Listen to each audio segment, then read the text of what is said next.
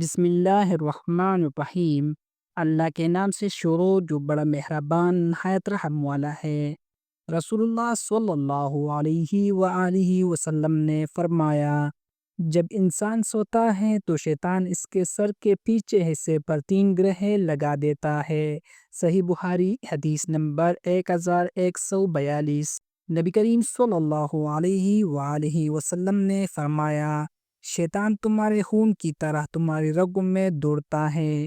صحیح بخاری حدیث نمبر 2038۔ رسول اللہ صلی اللہ علیہ وآلہ وسلم نے فرمایا، جب تم نماز کے لیے کھڑے ہوتے ہو، شیطان تمہارے پاس آتا ہے اور کہتا ہے، فلاں چیز یاد کرو، فلاں کام یاد کرو، یہاں تک کہ تم بھول جاتے ہو کہ تم نے کتنے رکعتیں پڑھے۔ صحیح بخاری حدیث نمبر 608۔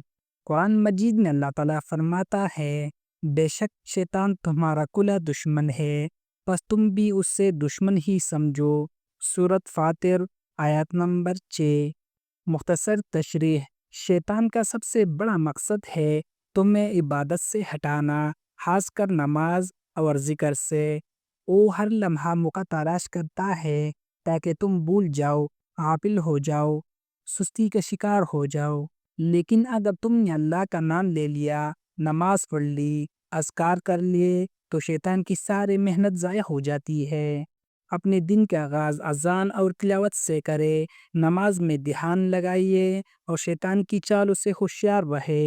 اگر آپ کو قرآن و حدیث سننا پسند ہے تو ہمارے چینل چراغ ایمان کو ضرور سبسکرائب کریں۔ صدقہ جاریہ سمجھ کر اس پیغام کو آگے پھیلائیے۔